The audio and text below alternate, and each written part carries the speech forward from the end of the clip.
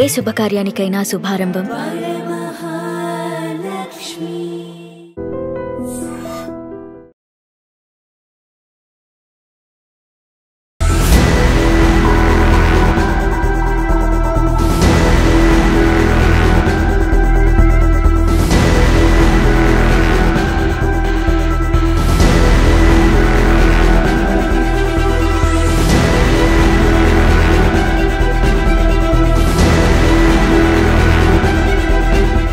Welcome to I dream. Maredumilli అడవుల్లో రెండో రోజు కూడా కాల్పులు మోతమోగింది. నిన్న హిడ్మా చనిపోయిన సంఘటనకు 5 కిలోమీటర్ డిస్టెన్స్ లో మరోసారి ఎదురు కాల్పులు జరగడంతో అక్కడ AOB state committee member Metturu Jogarao alias tech Kranti పాటు మరో 6 చనిపోయినట్లుగా additional DG intelligence Laddha garu press meet లో చెప్తున్నారు. ఆ ప్రెస్ మీట్ లో ఏం చెప్పారో ఒకసారి విందాం. In continuation to that on specific information, Maoist కార్డర్స్ మీద ఎక్కడెక్కడ ఉన్నారా టేక్ డౌన్ నడుస్తున్నాయి.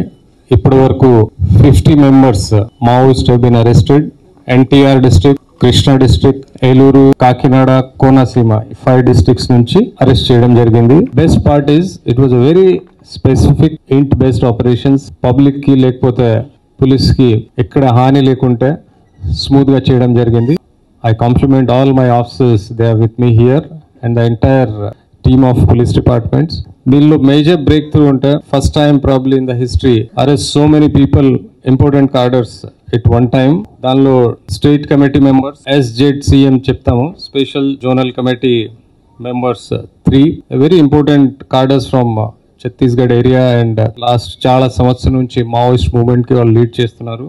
అలాగా DBCM divisional committee members 5, area committee members 19, then platoon members 23, total 50. ఈ డీటెయిల్స్ అన్ని మీకు ఇస్తాము. లడ్డా గారు విజయవాడలో జరిగిన ప్రెస్ మీట్ లో చాలా క్లియర్ గా చెప్తున్నారు. ఆయనతో పాటు ఏలూరు నుంచి DIG, Vijayawada police commissioner, Kakinada SP, Krishna జిల్లా SPతో కలిసి ప్రెస్ మీట్ నిర్వహించారు.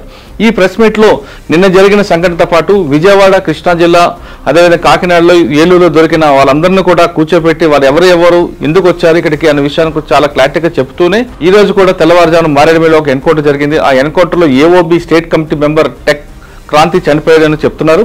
ఆయనతో పాటు అక్కడ ఉన్న దేవ్జీ మనుషులు కానీ లేదా అక్కడ చెల్లూరు నారాయణరావు అలియాస్ సురేష్ కూడా వచ్చినట్టుగా తెలుస్తుంది. కానీ టెక్ క్రాంతి చనిపోయినట్టుగా ప్రెస్ మీట్ లో లడ్డా గారు చాలా క్లియర్ గా చెప్తున్నారు. అయితే నిన్న జరిగిన సంఘటన వరుసగా తీసుకుంటే నిన్న హిడ్మా సంఘటన జరిగిన తర్వాత ఏలూరు, కాకినాడ, అదేవిధంగా కృష్ణా జిల్లా, గన్నవరం ఆ ప్రాంతంలో ఎంత రైళ్లు జరిగాయి, ఎంతమందిని మీ పికప్ చేసామనే విషయాన్ని చూపిస్తున్నారు.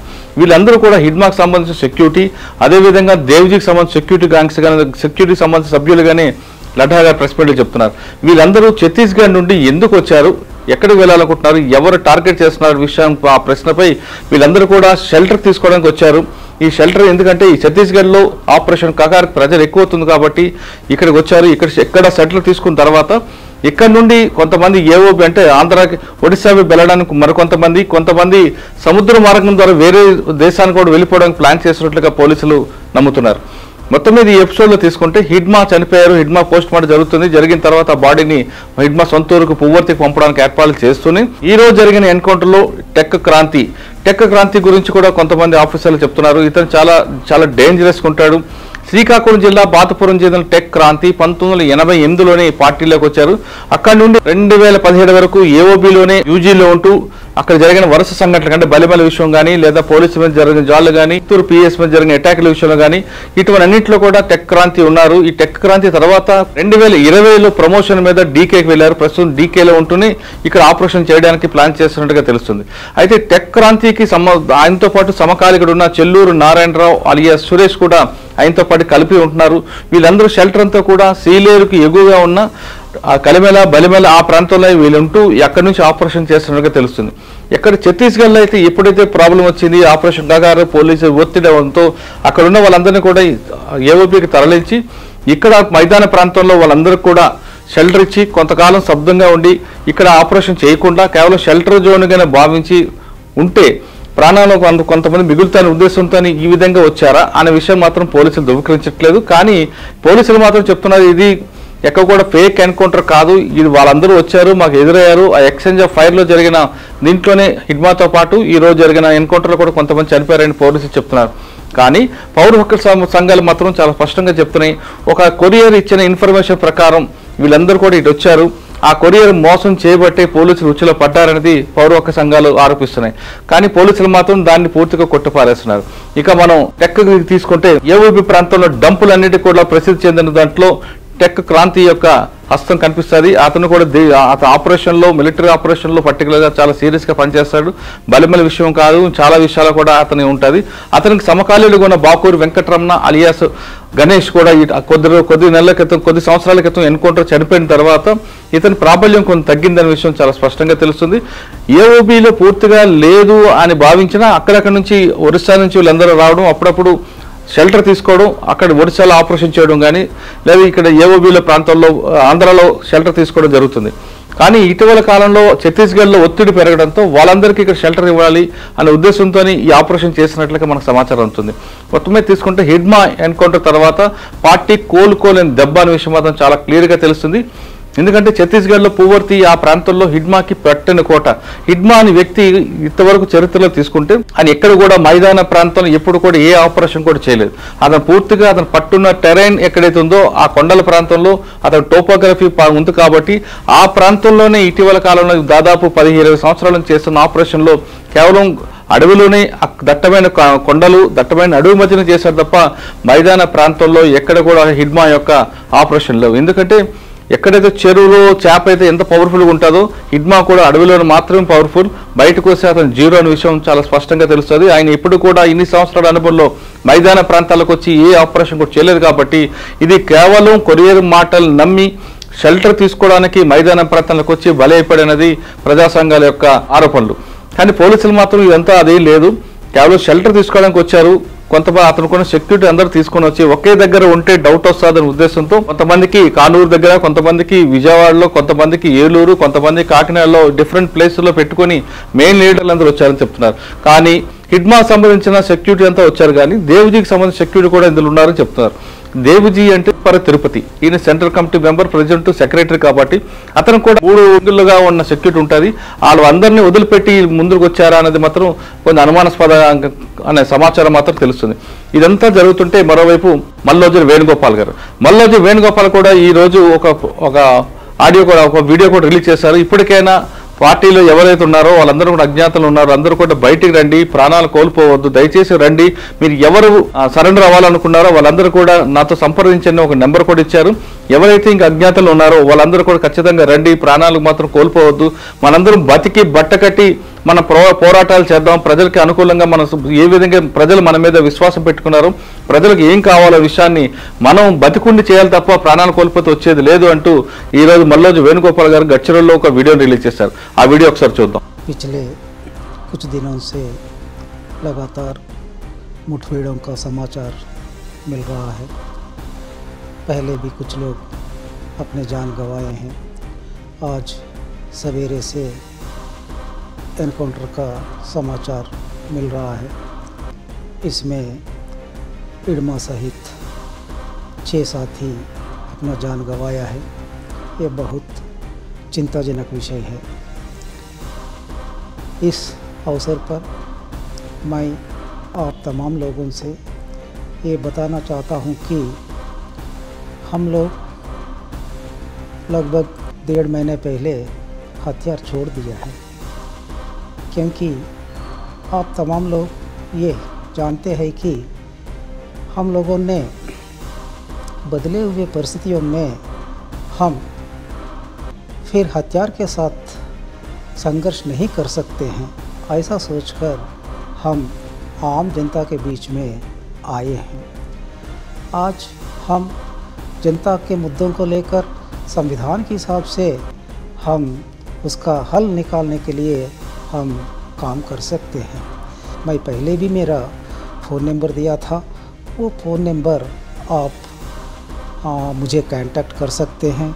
और दोबारा फ़ोन नंबर बताना है तो मेरा फ़ोन नंबर 8856038533 और एक बार 8856038533। ఇప్పటివరకు మల్లోజు వేణుగోపాల్ గారు మాట్లాడిన వీడియో చూస్తాం. ఈ వీడియోలో చాలా స్పష్టంగా చెప్తున్నారు, ఒక నెంబర్ కూడా కింద ఇచ్చారు 88 సిరీస్తో. ఖచ్చితంగా మీరు అందరూ బయట రండి, నేను హెల్ప్ చేయడానికి సిద్ధంగా ఉన్నానని చెప్తున్నారు. కానీ వేణుగోపాల్ గారి మాటలు ఎంతవరకు అజ్ఞాతంలో మావోయిస్టులు నమ్ముతారా అనేది మాత్రం ప్రశ్నే అది. అదేవిధంగా వేణుగోపాల్ గారు ఇచ్చిన స్టేట్మెంట్ని ప్రజా సంఘాలు ఏ విధంగా వెల్కమ్ చెప్తాయనేది కూడా ప్రశ్నగా కనిపిస్తుంది. ఎందుకంటే ఒక సిద్ధాంతంతో నమ్మి వెళ్ళిన వాళ్ళు చివరి వరకు అమరలో అవ్వడానికి ప్రయత్నం చేస్తారు, కానీ ఇలాగా సరెండర్ అవ్వడం అనేది కాదు అనేది కొంతమంది వాదన. ఒకవేళ సరెండర్ అవ్వాలనుకున్న వెపన్స్ లేకుండా, వెపన్స్ తీసుకురాకుండా బయటకు సరెండర్ అవుతాం, వచ్చి బయట సరెండర్ మేము పోరాటాలు చేస్తూ ఉంటారు, కానీ ఆయుధాలు తీసుకొచ్చి సరెండర్ అవడం అనేది మాకు కొంచెం ఆత్మహత్య చేసుకున్నట్లుగానే భావిస్తూ ఉంటూ ఇటీవల లొంగిపోయిన మావోయిస్టులు కానీ అదేవిధంగా వాళ్ళ సపోర్ట్ చేసిన ప్రజా సంఘాలు చెప్తున్నాయి. మొత్తం మీద తీసుకుంటే ఆంధ్రప్రదేశ్ గత 2 రోజుల నుంచి ఆంధ్రప్రదేశ్ పోలీసుల యొక్క పనితీరు, ఆంధ్రప్రదేశ్ పోలీసుల యొక్క టాలెంట్ని మిగతా రాష్ట్రాలన్నీ కూడా చూస్తున్నాయి. ఎందుకంటే గత కొన్ని సంవత్సరాలుగా ఆంధ్రప్రదేశ్ పోలీసులు అంటే నక్సల్స్ విభాగంలో పనిచేస్తున్న డిపార్ట్మెంట్ ఎస్ఏబీ అవ్వచ్చు, గ్రేహౌండ్స్ అవ్వచ్చు, స్పెషల్ పార్టీ, ఈ 3 కూడా కామ్గా ఉన్నాయి. కాబట్టి ఏదో ఆపరేషన్ జరుగుతున్నది మాత్రం అన్ని రాష్ట్రాలు చూస్తున్నాయి. ఎక్కువ ఎన్కౌంటర్ జరిగేది ఛత్తీస్గఢ్ లేదా ఒడిశా లేదా మహారాష్ట్ర లేదా తెలంగాణ, ఈ 4 స్టేట్లకే ఎక్కువ కల్పిస్తుంది ప్రాబల్యం. ఇప్పుడు ఆంధ్రప్రదేశ్ కూడా ఆ జాబితాలో చేరడంతో దేశం మొత్తం మీద ఉన్న పోలీసులందరూ కూడా ఆంధ్రప్రదేశ్ పోలీసుల యొక్క నెట్వర్క్ మీద ఎక్కువగా ఫోకస్ చేస్తున్నారు. ఎందుకంటే ఒక మెయిన్ హిడ్మా 6 రాష్ట్రాలకి మోస్ట్ వాంటెడ్ హిడ్మాతో పాటు ఆ నెట్వర్క్ అంతా కూడా బ్రేక్ చేసేలో ఆంధ్రప్రదేశ్ పోలీసులు ఒక పనితీరుని చాలా మెచ్చుకోలుగా ఉంది. వాళ్ళ టాలెంట్ ఏ విధంగా ఉంది అంటే హ్యూమన్ ఇంటెలిజెన్స్ వాడడంతో పాటు టెక్నికల్ ఎవిడెన్స్, టెక్నికల్ ఇంటెలిజెన్స్ కూడా వాళ్ళు చాలా పగడబందిగా చేయబట్టి హిడ్మా ఆపరేషన్ సక్సెస్ అయింది మాత్రం చాలా స్పష్టంగా తెలిసింది. అయితే హిడ్మా చనిపోయిన మాత్రాన పార్టీ కొలాప్స్ అవుతుందా అన్నది మాత్రం దానికి ప్రశ్నకు జవాబు మాత్రం లేదు. ఎందుకంటే ఎప్పుడైనా సమస్య ఉంటే సమస్యలోంచి ఉద్యమం వస్తుంది. కాబట్టి హిడ్మా చనిపోతే మరొకరు పుడతారు, మరొకరు పుడితే ఇంకొకరు పుడతారు. కానీ పార్టీకి మాత్రం వెంటనే కోలుకోలేదు. కాబట్టి క్రమేపీ వాళ్ళు అనుకున్నట్లుగానే ఆ పందాలోకి వచ్చే అవకాశం కనిపిస్తుంది. ఎందుకంటే మావోయిస్ట్ పార్టీ ఎప్పుడూ ఒకటి మాట చెప్తుంటుంది, మావోయిస్ట్ పార్టీ అనేది ఫినిక్స్ పక్షి లాంటిది, అది ఎప్పుడు వస్తుందో అనే విషయం అలాగే ఎదురు చూస్తుంటాం. ఇది కూడా దీర్ఘకాల పోరాటం కాబట్టి ఖచ్చితంగా ముందుకు వస్తామని వాళ్ళు ఆశాభావం కనిపిస్తుంటుంది. హిడ్మా చనిపోయినంత మాత్రాన ఇంకా రాష్ట్రంలో, దేశంలో మావోయిస్ట్ పార్టీ ఉద్యమం ఆగిపోయిందని మాత్రం పొరపాటు. ఇక్కడ ముఖ్యంగా మరొక విషయం చెప్పాల్సింది ఏంటంటే, గత 40 సంవత్సరాలుగా పార్టీ మనం అందరూ చూస్తూనే వస్తున్నాం. ఆ పార్టీలో పనిచేస్తున్న ఆఫీసర్లు కానీ, పార్టీలో పనిచేస్తున్న మెంబర్స్ కానీ, ఆ పార్టీని ఎదుర్కొంటున్న పోలీస్ ఆఫీసర్లు కూడా దీని రహస్య పార్టీతో యుద్ధాన్ని చాలా జాగ్రత్తగా తీసుకొచ్చేవారు. ఎందుకంటే ఆఫీసర్లు ఎప్పుడు ఏ క్షణంలో అయినా పార్టీ నుంచి మనకి ఉపద్రవం వస్తుందనే ఉద్దేశంతో చాలా జాగ్రత్తలు తీసుకొని బయటకు వస్తూ తక్కువ మాట్లాడి ఎక్కువ ఆపరేషన్ చేసే ఆఫీసర్లు ఉన్నారు. కానీ ఇప్పుడు మావోయిస్ట్ పార్టీ ఎఫెక్ట్ తగ్గిపోవడంతో ఆఫీసర్లో కొంత దాన్ని మనం చెప్పొచ్చో చెప్పకూడదు కానీ కొంచెం రిలాక్స్ వస్తున్న విషయం చాలా స్పష్టంగా తెలుస్తుంది. ఇంతకుముందు యూనిఫామ్ లేకుండా సెక్యూరిటీ ప్రెజర్స్ తీసుకొని సెక్యూరిటీ నామ్స్ ప్రకారం వెళ్ళే ఆఫీసర్లు ఇప్పుడు రిలాక్స్ మోడ్లోకి వచ్చి వాళ్ళు యూనిఫామ్లు వేసుకొని ప్రెస్ మీట్లు పెట్టడం, ఎవరు వినే ఇక్కడ మాట్లాడడం అనేది కొంత అది ఇబ్బందికర పరిస్థితి. మనం అంటే శత్రువు చనిపోయాడే కదా అని బలంతో మనం ముందుకు వస్తే ఆ శత్రువు మరో రూపంలో మనకు వచ్చే అవకాశం కనిపిస్తుంది. ఎగ్జాక్ట్గా మావోయిస్ట్ పార్టీ కూడా ఇన్ని సంవత్సరాలు సక్సెస్గా పోలీసుపై పైచి ఉన్న మావోయిస్ట్ పార్టీ ఈరోజు దెబ్బతినడానికి ప్రధాన కారణం మనందరం కూడా అడవిలో ఉన్నాం. అడవిలో మన దగ్గర పోలీసులు రారు, అడవే మన బలం, అడవిలో ఉన్న ఆదివాసీల మన బలం అని నమ్మిన వాళ్ళు శత్రువు ఎంత దూరం నుండి వ్యక్తి కూడా దగ్గరికి వస్తాడు విషయం గ్రహించుకోబట్టే ఈరోజు పార్టీ పూర్తిగా కొలాప్స్ అయ్యే పరిస్థితి వస్తుంది. ఇదే పరిస్థితి ఇకపై పోలీసు శాఖ కూడా రాకుండా ఉండాలంటే ఖచ్చితంగా ఎప్పుడు కూడా పోలీస్ శాఖలో ఉన్న నేటి తరం అంటే గత జనరేషన్ ఆఫీసర్లు కాకుండా ఇప్పటి వరకు ఉన్న జనరేషన్ ఆఫీసర్లు, కొత్తగా వస్తున్న పోలీస్ డిపార్ట్మెంట్ వచ్చిన ప్రతి ఆఫీసర్, కానిస్టేబుల్ దగ్గర నుండి ఐపీఎస్ వరకు కూడా ఈ ఉద్యమం ఇంకో రూపంలో రావచ్చు. ఆ ఉద్యమం ఇంకో రూపంలో వస్తే ఎలా ఎదుర్కోవాలి అనే దీంట్లో వాళ్ళు ఎప్పటికప్పుడు ట్రైనింగ్ తీసుకుంటే ఖచ్చితంగా ఈ ఉద్యమాన్ని అంటే కేవలం 5 రూపాయలు కాకుండా తెలివితేటల రూపంలో కానీ లేదా ఇంకో రూపంలో కానీ అణచివేయడానికి ఒక ధైర్యం వస్తుంది. లేదు శత్రువు చనిపోయాడు కాబట్టి ఇంకా మనం పూర్తిగా రిలాక్స్గా ఉండొచ్చు అనుకుంటే ఇంకొకసారి రూపం వస్తే ఇప్పుడున్న జనరేషన్ పోలీస్ ఆఫీసర్లు కానీ ఇంకా రాబోయే తరంలో వచ్చిన పోలీస్ ఆఫీసర్కి ఈ సమస్య పరిష్కారం దొరకపోతే ఖచ్చితంగా వాళ్ళందరూ కూడా ఇబ్బందులు పడతారు. వాళ్ళు ఇబ్బందులు పడడం కాదు, ప్రభుత్వాన్ని కూడా ఇబ్బందులు పడేలాగా చేస్తారు. ముమ్మడి వరకు కాదు, ఇప్పుడు మనం జరుగుతున్న మారేడుమిల్లి జరుగుతున్న అడవిలో కూంబింగ్పై, అడవిలో జరుగుతున్న ఎన్కౌంటర్పై విశ్లేషణ. మరో విషయంలో మళ్ళీ కలుద్దాం. అంతవరకు నమస్తే. Thank you very much.